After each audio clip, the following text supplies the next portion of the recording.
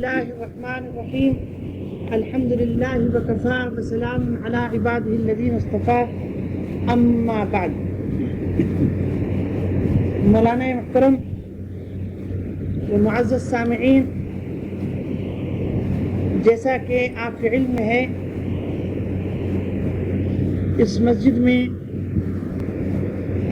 ہر ماہ کی آخری جمعرات کو ایک ماہانہ اجتماع منعقد کیا جا رہا ہے. تقریباً 1 سال سے زیادہ کا عرصہ ہو رہا ہے اس کو. تو آج وہی پروگرام حسب معمول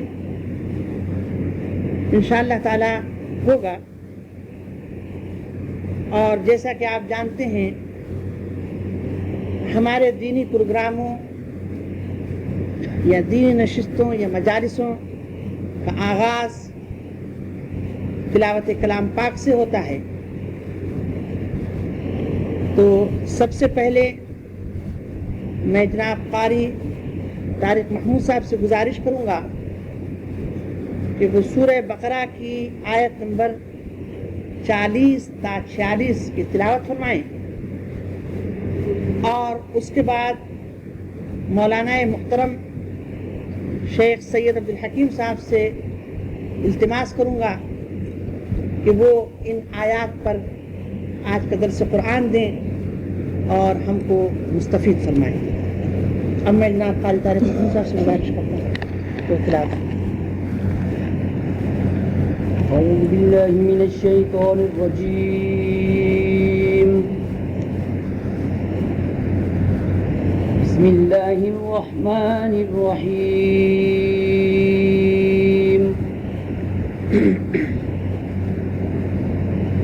يا بني إسرائيل اذكروا نعمتي التي أنعمت عليكم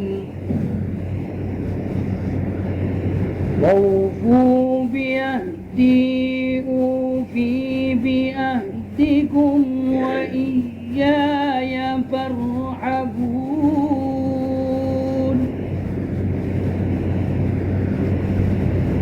وآمنوا بما أنزلت مصدقا لما معكم ولا تكونوا أول كافر به ولا تشتروا بآياته ثمنا قليلا وإياي فاتقون.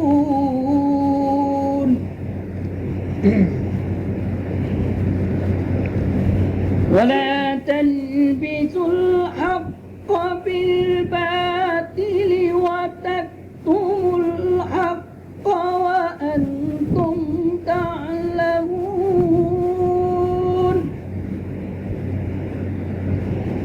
وأقيموا الصلاة وآتوا الزكاة واركعوا مع الراكعين.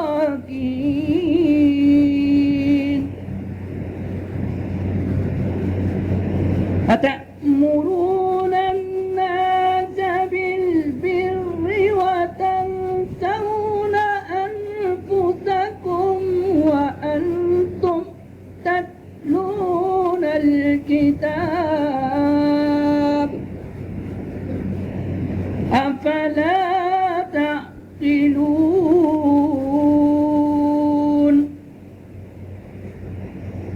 واستعينوا بالصبر والصلاة وإنها لكبيرة إلا على الخاشعين الذين يظنون أنهم ملاقو ربهم وأنهم إليه راجعون. صدق الله العظيم. السلام علیکم.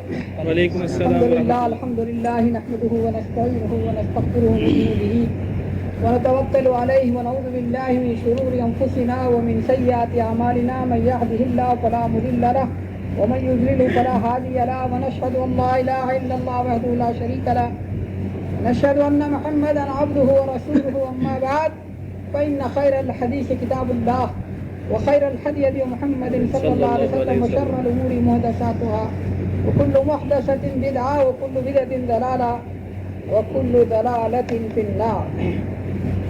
ابھی جن آیات کی تلاوت کی گئی وہ سورہ بقرہ کی آیت نمبر 40 سے 46 ہے، جس کا مفہوم یہ ہے: اے اسرائیل یعنی حضرت یعقوب بن اسحاق بن ابراہیم کی اولاد، یاد کرو میرا احسان جو میں نے تم پر کیا اور پورا کرو وہ اقرار جو تم نے مجھ سے کیا ہے.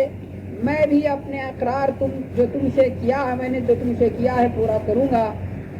اور میرا ہی ڈر رکھو، اور جو میں نے اب اتارا یعنی قرآن حکیم، اس پر ایمان لاؤ اور سچ بتاتا ہے. اس کتاب کو جو تمہارے پاس ہے یعنی توریت کی تصدیق کرتا ہے، اور مت ہو تم پہلے منکر اس کے، اور میری آیتوں پر تھوڑا مول مت لو اور میرا ہی ڈر رکھو.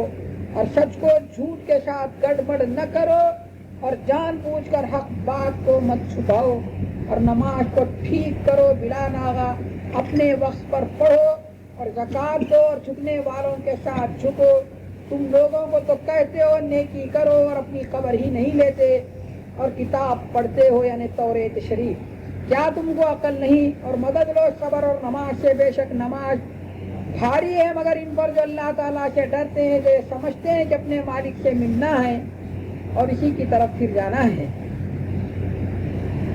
جیسا کہ ابھی آپ نے اس کا مفہوم سماعت فرمایا، چھوٹا سا رکوع ہے اور جملہ 7 آیات ہیں، لیکن ان 7 آیات میں کم سے کم 5 مضامین بیان کیے گئے ہیں. ظاہر بات ہے اس قلیل سے وقت میں ہر بات کی پوری شرح آپ کے سامنے رکھی جائے تو آپ کا بھی قیمتی وقت، ظاہر بات ہے اب جا کے آپ کو آرام فرمانا ہے، پھر دوسری ذمہ داریاں اور وہ بھی ضروری ہیں. ہر نقطے پر ہر عنوان پر تفصیلی بحث کا یہ موقع نہیں ہے. اختصار کے طور پر ایٹ اے گلانس ایک نظر میں معلوم کرنا چاہیں تو کیا ہے؟ ایک نظر میں معلوم کرنا چاہیں تو کیا ہے؟ اللہ تعالیٰ منعم حقیقی ہے. وہ نہ صرف انسان بلکہ سب ساری کائنات پر احسان کر رہا ہے. اس کی نعمتوں کو اگر ہم شمار کرنا چاہیں گے تو نہیں کر سکتے. جس طرح بنی اسرائیل سے اللہ تعالیٰ نے عہد لیا ہے، اسی طرح کا عہد امت محمدیہ سے بھی لیا گیا ہے. پھر اس کے ساتھ ساتھ علماء یہود کو جہاں اللہ تعالیٰ مخاطب کر کے ارشاد فرماتا ہے کہ حق و باطل سے گڑبڑ نہ کرو اور رشوت لے کے غلط مسائل بیان نہ کرو، اس میں امت محمدیہ کے الحمدللہ ان کو بھی سرگنش کی گئی ہے کہ وہ بھی ایسا طریقہ اختیار نہ کریں. اور پھر ساتھ ساتھ نماز اور صبر کی کیا اہمیت ہے وہ بھی بیان کی گئی ہے. جب صبر کی بات کریں تو صبر کے بھی اقسام ہیں. سب سے پہلے اسرائیل، ہم یہ سمجھتے ہیں اسرائیل ایک گالی ہے، کسی کا نام اگر اسرائیل رکھے تو لڑ پڑیں گے، بولے اسرائیل اسرائیل نہیں ہے بھائی. لیکن اسرائیل کوئی گالی نہیں ہے، یہ عبرانی لفظ ہے، اس کے معنی عبداللہ. اسرائیل کے معنی عبداللہ. بنو سے بنی، وہ اضافت وغیرہ کے اس پہ گرامر کی بحث میں نہ جائے. بہرحال بنی کے معنی اولاد، اولاد اسرائیل. اور یہ مبارک لقب جو دیا گیا حضرت یعقوب علیہ السلام کو دیا گیا. ان کی عبادت سے اللہ اتنا خوش ہو گیا کہ ان کو محبت بھرے انداز میں کہا عبداللہ. بنی اسرائیل یعنی وہ ہمارے محبوب بندے جنہوں نے پوری دل کے ساتھ ہماری عبادت کی ہے، ان کی اولاد. بنی اسرائیل.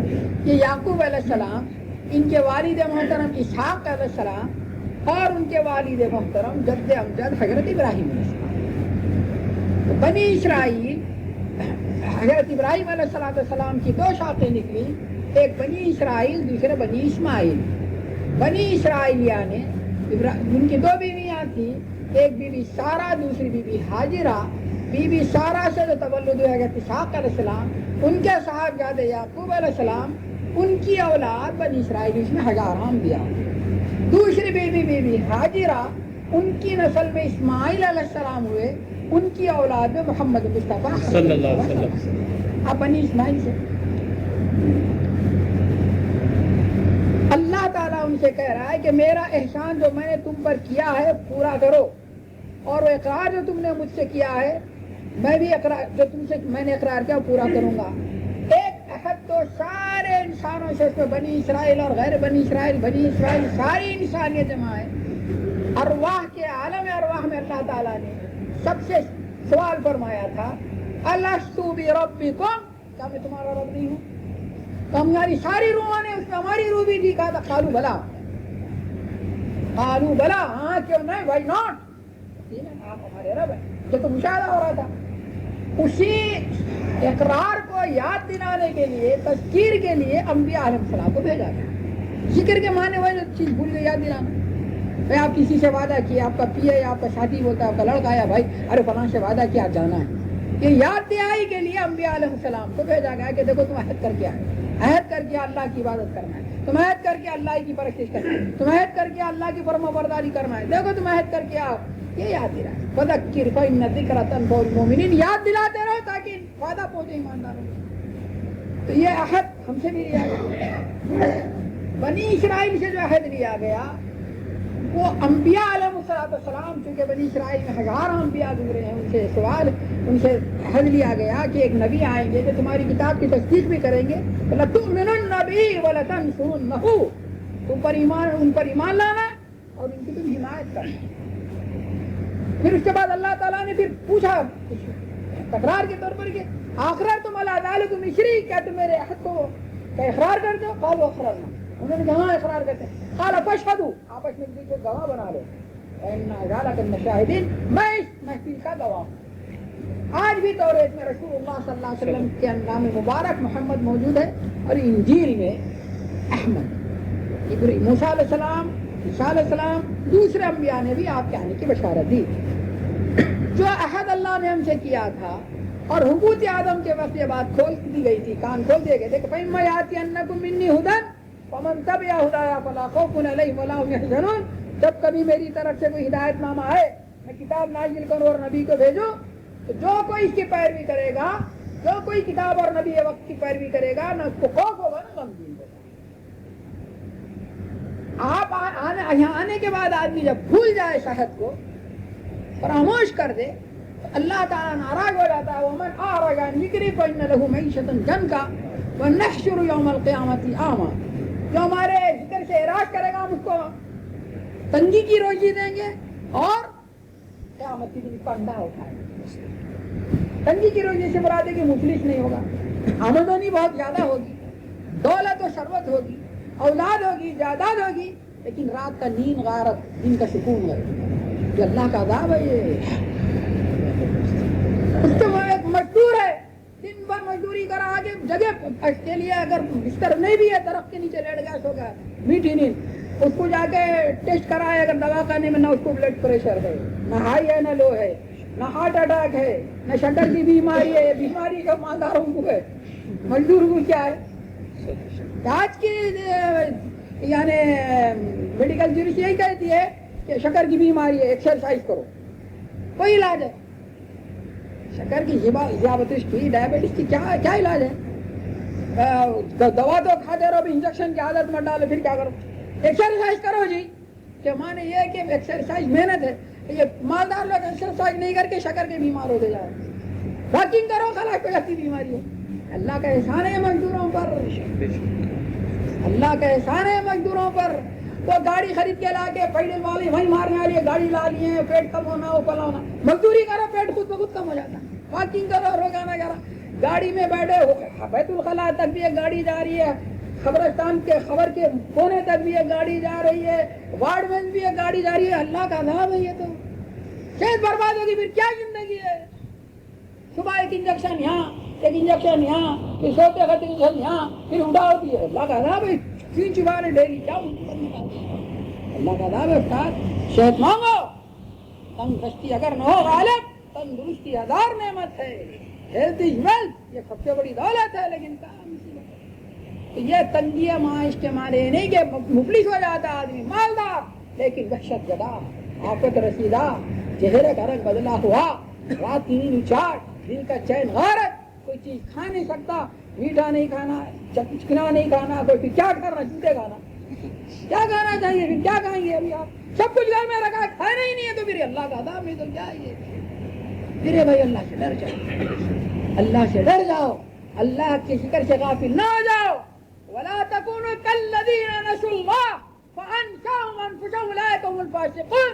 ان لوگوں کی طرح نہ ہو جاؤ جنہوں نے اللہ کو بھلا دیا, اللہ نے ان کو خود فراموشی کی لعنت میں گرفتار ہو چکے, خود فراموشی کی بلا میں گرفتار ہو چکے. اللہ فرما رہا ان لوگوں کی طرح نہ ہو جاؤ جنہوں نے اپنے آپ کو اللہ تعالیٰ کو انہوں نے بھلا دیا, تو خود اپنے آپ کو بھلا دیے, اپنی حقیقت کو بھول گئے, اپنی ذمہ داری کو بھول گئے. ان کی نشست و برخاست, ان کی صبح اور شام مادہ پرستانہ ہو چکی, آخرت کی فکر نہیں. ظاہری مظاہر میں الجھ کے رہ گئے.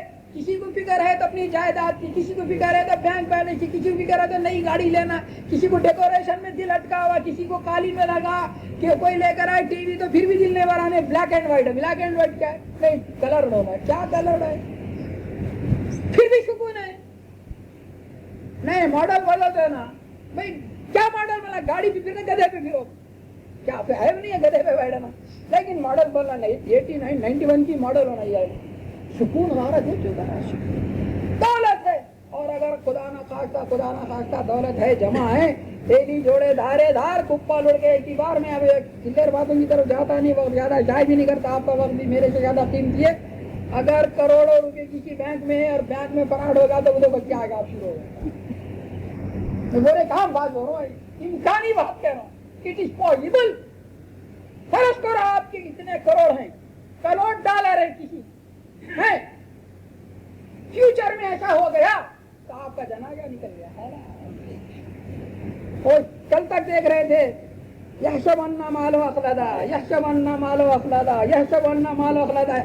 یا تو اس کے معنی یہ کہ وہ سمجھ رہا تھا کہ مال اس کو ہمیشہ رکھے گا, اس کو زندہ رکھے گا, اگر رہتا تو کوئی ماردار مرتا ہی نہیں.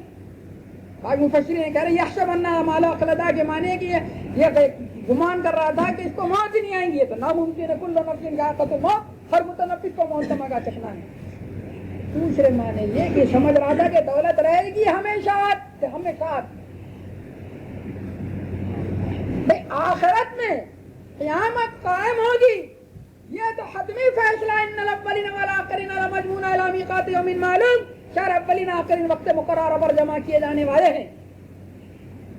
تو ہم اس کے بارے میں قرآن میں پڑھتے ہیں کہ یوم لا ینفع مال ولا بنون الا من اتى الله بقلب سلیم. نہ مال کام آئے گا, نہ جوان بیٹے بچے کام آئیں گے. سلامتی والا دل ہوگا وہی کامیاب ہوگا. اب تک ذہن میں یہ بات تھی کہ پیسہ جو کچھ ہے یہاں کا پیسہ یہیں رہے گا, سب ٹھاٹ پڑا رہ جائے گا, جب لاکھ چلے گا بن جا رہا.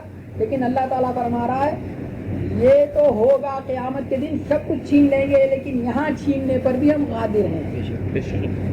پاس بک آپ کے پاس ہے, آپ کے پاس بڑے بڑے اتھارٹیز کے سائن ہیں, سب کچھ ہے, لیکن بیان کرپٹیڈ ہو چکے. کیا کر سکتے, روتے بیٹھے گا, کیا کرنا ہے, انہوں آگے انہوں بھاگ جا بولتے رہو, کیا تو پیسہ تو گیا خلاص, پیسہ تو گیا آپ کے. میرے بھائیو یہ تنگی معاش اس کو کہتے ہیں. فَإِنَّ لَهُ مَعِيشَةً ضَنْكًا. اب رہا یہ اللہ تعالیٰ جو فرما رہا ہے یوم لا ينفع مال ولا بنون الا من اتى الله بقلب سلیم, کہ جس دن نہ مال کچھ کام آئے گا, نہ بیٹے کچھ کام آئیں گے, مگر ہاں جو پاک دل لے کر اللہ کے سامنے حاضر ہوگا تو اسی کے دل کی تاکہ اس کے کام آئے گی. نجات اور کامرانی صرف ان کے لیے جو قلب سلیم کے ساتھ حاضر ہو, سلامتی والے دل کے ساتھ, جس دل کے اوپر اللہ نے ہم کو پیدا کیا تھا توحید سے سرشار, اتباع رسول سے بڑھاوا, محبت رسول سے سرشار, اور آخرت کی فکر لیا ہوا, कीना कपट हसद इनाद सारी बातों से पाक दिल था। तो आज हमारे सोचने का सवाल यह है कि कल्ब सलीम की दौलत क्या हमारे बाजुओं में है? कल्ब सलीम कौन सा दिल है? कौन सा दिल है कल के दिन से इल्ला मनत अल्लाह बिक़ल्बिन सलीम? तो सलामती वाला दिल लेकर आए। सलामती वाला दिल, हक़शिनास दिल, रास्तबाज दिल हमारे सीनों में है। हर शख्स अपना अपना, भाई ये इज्तिमाअ पहले इतने ज़्यादा नहीं होते थे, मौलवियाँ इतना ज़्यादा टाइम नहीं देते थे, इतने दर्स कुरान भी नहीं होते थे, इतने दर्स हदीस भी नहीं होते थे, इतने औरतों के इज्तिमा, लेकिन लोग हमसे ठीक थे। अब जितने इज्तिमा ज़्यादा आ गए उतनी गड़बड़ हो गई। क्यों ऐसा हो रहा है? क्यों ऐसा हो रहा है? आलिम साहब की मशरूफियत सुबह से शाम तक ये तकरीर करना, मुसलमानों को काफिर बनाओ, मुशरिक बनाओ, ध्यान नहीं है। तुमको ना दारो है क्या? आप देहात में है क्या? तुमको टाइम नहीं मिल रहा है। सुबह से शाम तक बेचारा लगा हुआ है, यहाँ इज्तिमा है, वहाँ इज्तिमा है। थोड़ा सा टाइम तो निकालिए, अपने निहाल खाने में सर डाल के सोचिए, आपके अंदर की दुनिया उजड़ तो नहीं गई है? अल्लाह से आपका ताल्लुक दिल का है नहीं है? या आपकी सारी भाग दौड़ इखलास की बुनियाद पर है नहीं है? ये बेचारे आलिम है, ये तो मुतवा है, बेचारे बाजू को रहम है। मालदारों को देखिए, सुबह होते ही सुबह से ही शुरू हो जाए, साहब उनके पैसे देना, वहाँ से इतने आना, वैसा करना है, बेईमानी के पैसे इतने, ब्लैक मनी इतनी है, सूद का पैसा इतना, सुबह से शाम। फिर इसके बाद में फिर पैसा है तो खर्च कहाँ करना है? अच्छे खासे मकान को तोड़ना है, फिर बनाना है, फिर तोड़ना है, फिर बनाना है, फिर तोड़ना है, फिर बनाना है, खाली में जिसको निकाल कर फिर बेचना है, गाड़ी को फिर बदलना। अगर इस तरह झमेलों में आदमी फंसा रहे तो कौन सा वक्त आप निकाल रहे अपने वहाँ से बेचेंगे? कुछ तो वक्त निकालिए। वो एक वक्त था कुरान में गौर फिक्र करने का, और मकसद नुज़ूल में यही था कि अफला तदब्बरून अल-कुरान अम अला कुलूबिन अक़फ़ालुहा, क्या कुरान में गौर फिक्र नहीं करते? क्या दिलों को ताले पड़ गए हैं? वक्त निकालते थे।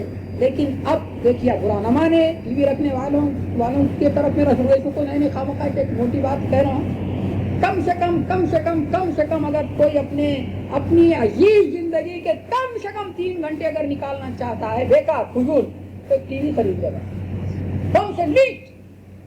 वरना क्या, न दीन का फायदा, न दुनिया का फायदा, न आप साइंसदान बन सके, न जोग्राफिया के मारे, न साइंटिस्ट हुए, न मुअर्रिख बने, Jack of all master of none हो गए। न तो जाहिदों से तुम्हारी यगानगी, न फासिकों में जगह मिली, तुम्हारा हाल है या रजी इलल्लज़ी न उलल्लज़ी। अगर स्कॉलर्स में बिठाए तो टेबल टॉक नहीं कर सकते, साइंस का कोई टॉपिक छिड़ गया तो कुछ बोल नहीं सकते, तारीख का कोई मसला आ जाए तो कुछ आप कह नहीं सकते, जोग्राफिया से तो वाकिफ भी नहीं है, उलूम मालूमात क्या है आम माशी में तो आप सिफर हैं, इंसाइक्लोपीडिया की दुम भी नहीं मालूम है। फिर क्या कर रहे थे आप? वो रख के क्या कर रहे थे? टीवी से कुछ तो फायदा उठाते थे आप।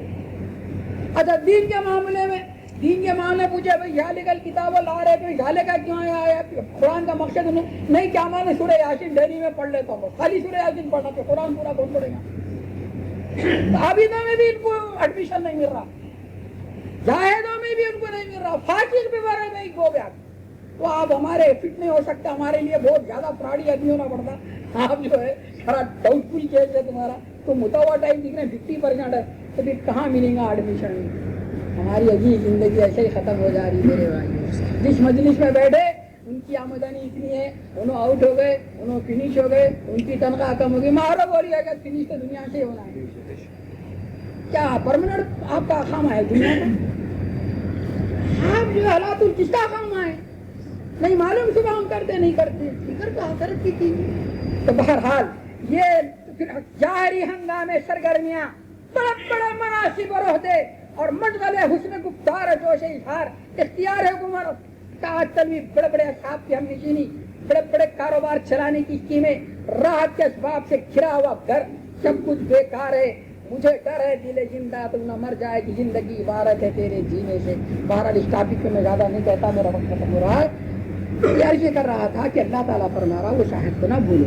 अल्लाह ताला जब यहाँ से हम जाएंगे तो सवाल फरमाएगा, अलम अअद या बनी आदम अल्ला ताबुदु शैतान इन्नहु लकुम अदुव्वुम मुबीन वअनअबुदूनी हाज़ा सिरातुम मुस्तकीम। ए औलाद आदम, तुमसे मैंने हरने लिया किया था कि शैतान की पैरवी न करना, उसकी इबादत न करना, मेरी इबादत करना, ये सीधा रास्ता है। क्या हम अल्लाह की इबादत कर रहे हैं? सुबह सुबह रोजाना इम्तिहान हो रहा हमारा, ہمارا ایمان ہے افضل البشر سید الجان محمد صلی اللہ علیہ وسلم فرمایا کہ پچھلی شب جب 1/3 حصہ باقی رہتا ہے آسمان دنیا پہ اللہ تعالیٰ نزول فرماتا ہے حل من سائل حل من مستغفر، ہے کوئی سوال کرنے والا، ہے کوئی گناہ کی معافی طلب کرنے والا.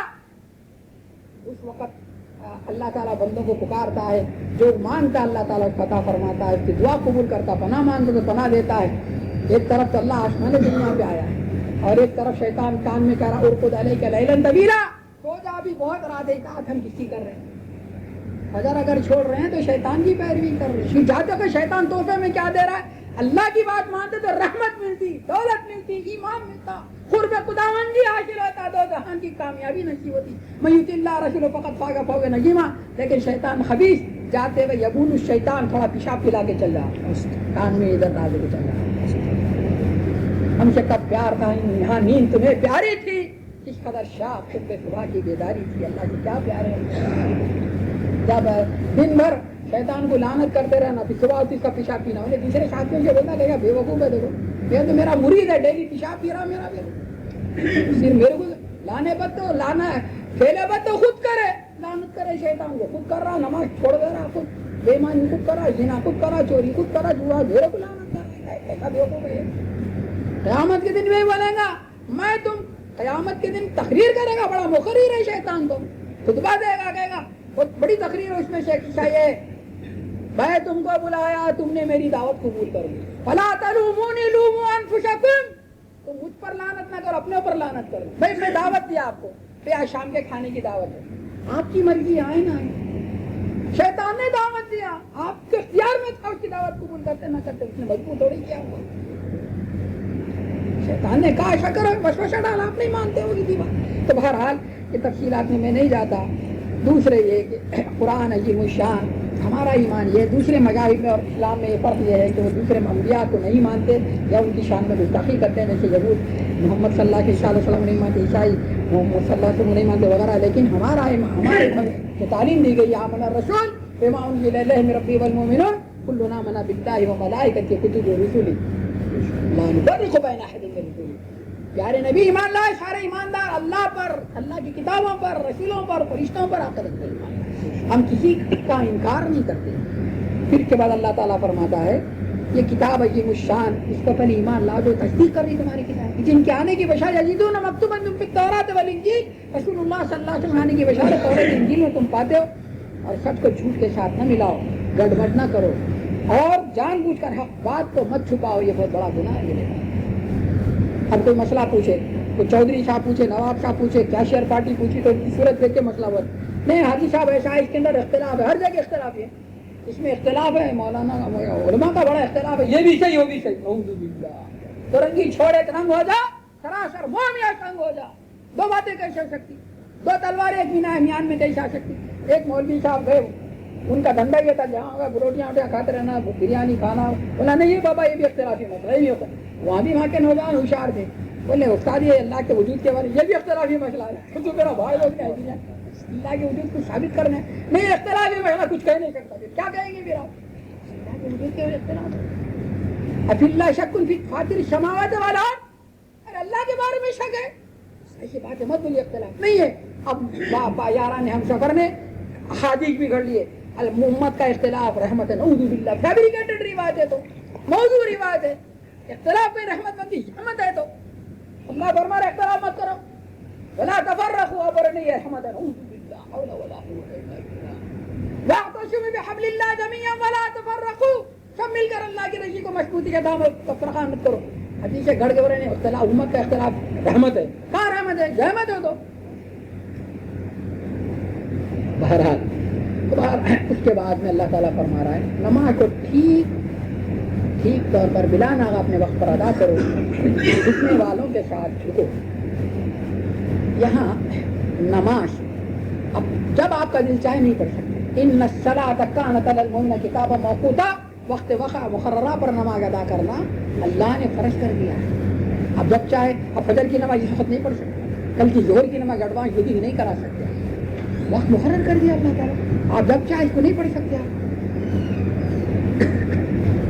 اسی طرح نماز کے اعتدال کے ساتھ وہ نماز کو بولنے لا صلاۃ الا بحضور القلب، وہ نماز قبول نہیں جس میں حضور قلب نہ ہو. صحیح بخاری شریف کی روایت ایک صحابی آئے نماز وہ تیزی سے پڑھے جانے لگے تو اللہ کے نبی کو آ کے سلام کیے, ارجع صلی فإنک لم تصلی, لوٹ جا نماز پڑھ, تو نے نماز نہیں پڑھی.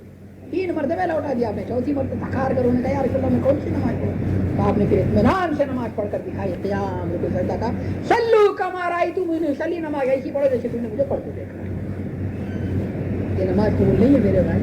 خشیت جنت الفردوس کے وارث کون ہوں گے؟ قد افلح المؤمنون الذین فی صلاتہم خاشعون. کامیاب و ایماندار سب سے پہلی صفت اپنی نمازوں میں وہ خشوع اختیار کرتے ہیں. تعبد اللہ کأنک تراہ وإن لم تکن تراہ فإنہ یراک. اللہ کی عبادت ایسی کرو جیسے تم اللہ کو دیکھ رہے ہو ورنہ اللہ تو تمہیں دیکھ رہا ہے. استحضار کی کیفیت ہے. دوسرے جھکنے والوں کے ساتھ جھکو سے مراد بعض مفسرین کہتے ہیں یہاں جماعت سے نماز یعنی نماز پڑھنے والوں کے ساتھ پڑھو. اسی آیت سے بعض حضرات نے جماعت کو واجب قرار دیا ہے, لیکن صحیح یہ ہے فتح القدیر وغیرہ میں سلف صالحین کا مسلک یہ ہے کہ جماعت سے نماز پڑھنا سنت مؤکدہ ہے. دوسرے لوگوں کو تم نیکی کا حکم دیتے ہو اور اپنی خبر نہیں لیتے, یہ بہت بڑا جرم ہے. یہاں 1-2 باتیں میں آپ سے عرض کروں. ایک تو یہ کہ اتامرون الناس بالبر وتنسون انفسکم وانتم تتلون الکتاب افلا تعقلون. کیا تم لوگوں کو نیکی کا حکم دیتے ہو خود اپنے آپ کو فراموش کر دیتے ہو حالانکہ تم کتاب کی تلاوت کرتے ہو؟ کیا عقل سے کام نہیں لیتے؟ تو بعض لوگ کہ کیا تبلیغ کرنا ہے ہم خود عمل نہیں کر رہے ہیں. علماء کبار نے اس آیت کی تفسیر میں یہ بیان کیا ہے, جیسے تفسیر ابن جریر ہے اور دوسری تفسیر فتح البیان وغیرہ میں, کہ یہاں اللہ تعالیٰ نے بے عمل آدمی سے یہ نہیں کہا کہ تم تبلیغ نہ کرو. شر یعنی جس چیز پہ کی جا رہی ہے بے عملی پر کی جا رہی ہے, بلکہ جو آدمی کوتاہی کر رہا ہے اس کو چاہیے کہ تبلیغ کرتے رہے. اس کو ایک دن غیرت آئے گی, شرم آئے گی, کوئی نہ کوئی ٹوکنے والا اس کو ٹوکے گا کہ بھئی آپ بار بار بولتے ہیں مثالی میں روزانہ بہت کھڑے کے لوگوں نماز پڑھو جہاں چھٹی مسجد چلے اور میں مسجد کو نہیں آیا. ایک نہ ایک دن کو تو بولے بے غیرت صاحب آپ ہم کو بولتے ہیں مسجد بجا آپ یہیں کھڑے رہتے. یہ تو ذریعہ ہو جائے گا میرے عمل کرنے کا. یہ بات غلط ہے کہ آپ عمل نہیں کریں ضروری نہیں کرنا, اجماع امت کے عقیدے کے خلاف ہے. پہلے تو یہ کہ انسان کوشش کرے خود عمل کرے لیکن کوتاہی ہو رہی تھی اجتماعی کا تبلیغ چھوڑ دے. یہ فرض جو تبلیغ کی ہے فرض کفایہ یہ ثابت نہیں ہوتا امت سے.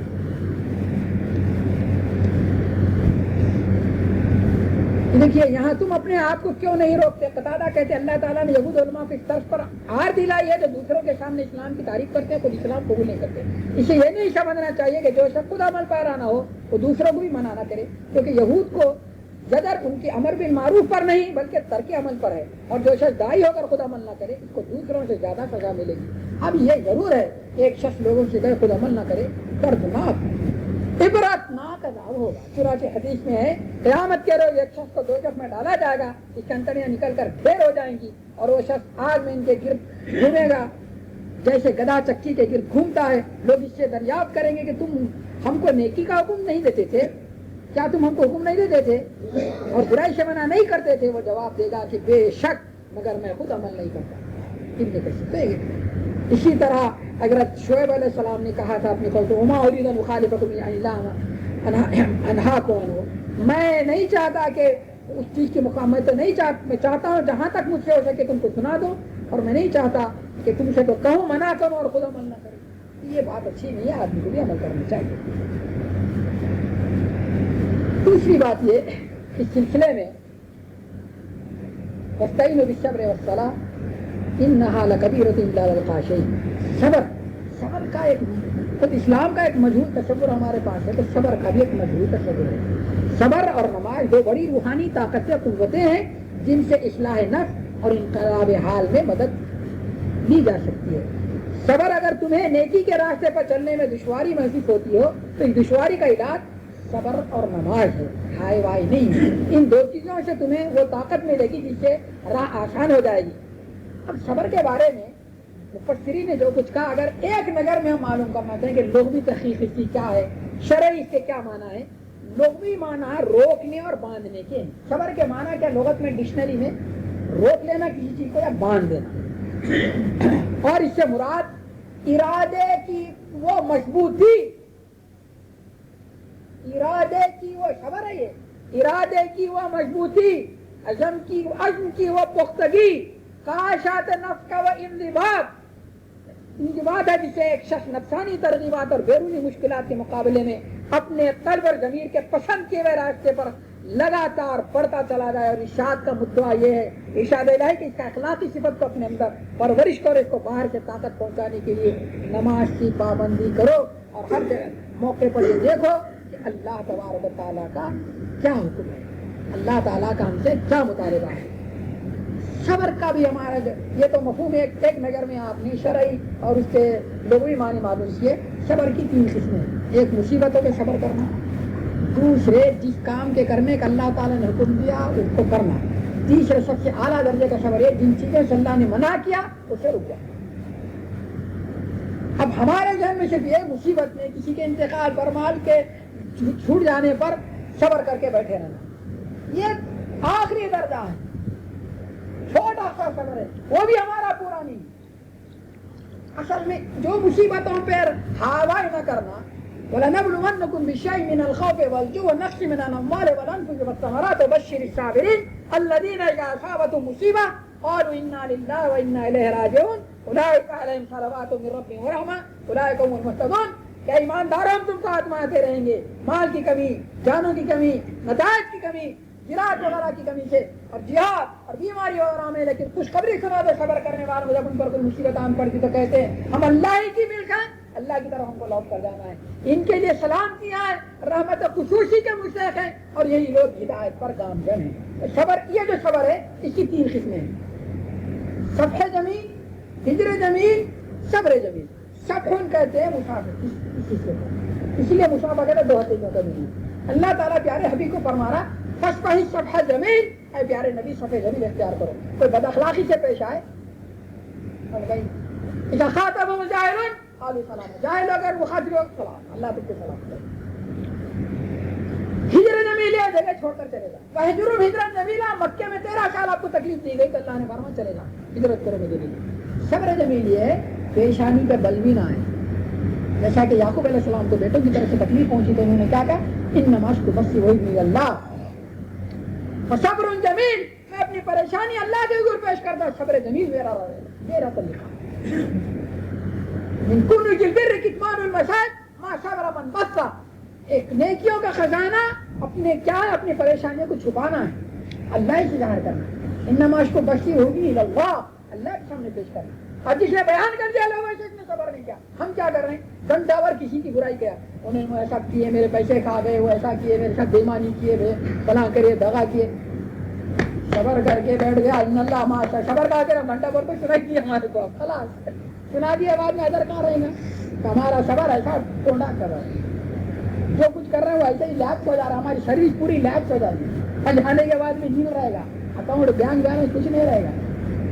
اتنی گھنٹہ بھر والے کیوں گرا، گھنٹہ بھر والے لوگوں نے پیسے کھا دیا، کیا کرنا ہمیں کیا دیا، وہ بیچ کے منگایا، ہمیں اس کو گڑبی میں بھیجا، وہ پلان کیا، وہ بولا میرا سالا ہے، میرا بہو نہیں ہے، کیا کیا گھنٹہ بھر ہو گیا، جو کچھ احسان کی کوئی جگہ نہیں، ضائع ہو گیا آپ کے لیے.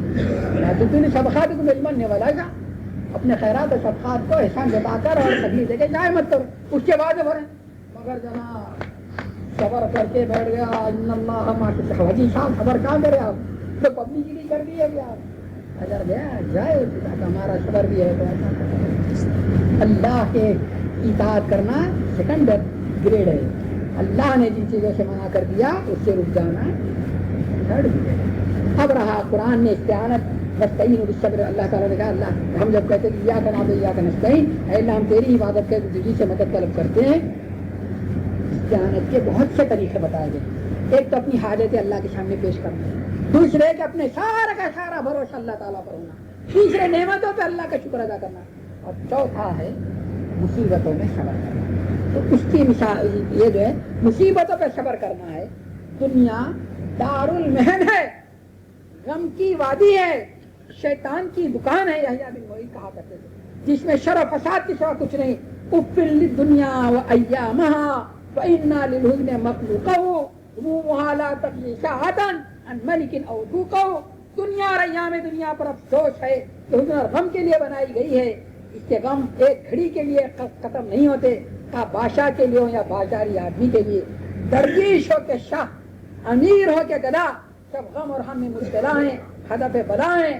بات صحیح ہے، لقد خلقنا الانسان فی کبد، اللہ تعالیٰ کا ارشاد کہ ہم نے انسان کو سختی میں پیدا کیا، چونکہ اللہ تعالیٰ ہی ہماری غم سے آزمائش کرتے ہیں، مصیبت میں مبتلا کرتے ہیں، رلاتے اور ہنساتے ہیں، انہ اضحک و ابکا، وہی مارتے اور دلاتے ہیں، وانہ اغنا و اقنا، وہی غنی کرتے اور فقیر کرتے ہیں، وانہ امات و احیا، وہی مارتے اور دلاتے ہیں۔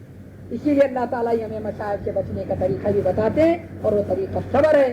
کیا حکیمانہ ارشاد ہے، یا ایھا الذین آمنوا اصبروا والصابروا ورابطوا واتقوا اللہ لعلکم تفلحون، ایمان والو موجودہ مصائب پر صبر کرو، دوسروں کے ساتھ صبر استقلال سے کام لو، صابرو، اور ایسے کاموں میں ثابت قدم رہو جس کا وقت ابھی نہیں آیا، رابطو، اللہ سے ڈرو، اس میں تمہاری فلاح و بہبودی ہے، یہ نہیں نجاح کا راستہ ہے، صرف صبر اللہ تعالیٰ ہی کے لیے، حکم پر صبر، لحکم ربک، اور اللہ تعالیٰ ہی کے لیے، وما صبرک الا باللہ۔ ہاں صبر کرنے سے مصائب کی برداشت سہل ہو جاتی ہے، غم کے بعد چھٹ جاتے ہیں، فکر کا بوجھ ہلکا ہو جاتا ہے، اسباب کی راہ سے اگر انسان مصائب کو دور کرنا چاہے، غم سے گلو خلاصی حاصل کرنا چاہے، راحت کی امید باندھے تو سوائے حسرت و جاگ سے کچھ نہیں۔ حق تعالیٰ سے اگر محبت ہو اور مصیبت کو انہی کی طرف سے دیکھو تو مصائب کا آسان ہونا ضروری ہے۔ اس کی مثال ایک تاریک کمرے میں کوئی چیز تمہیں آ لگی اور تم تڑپ اٹھے، تمہیں معلوم نہیں مارنے والا کون ہے، جب تم نے چراغ منگوایا اور دیکھا یہ تو تمہارا شیخ ہے یا تمہارا محسن باپ یا عزیز دوست یا محبوب ہستی ہے جس سے کسی صورت میں تم آغاز کی توقع نہیں کر سکتے، تو تمہارا جاننا بے شک تسلی اور تسلی کا باعث ہوگا۔ لائٹ لگا دیا، بچہ مذاق سے مار دیا، دودھ پیتا بچہ، آپ اس کو غصہ کا ڈر میرا لان ہے کہ جواب کیا کریں۔ اگر مصیبت اللہ کی طرف سے آئی ہے تو ہائے بھائی کیسی، ہائے بھائی کیسی۔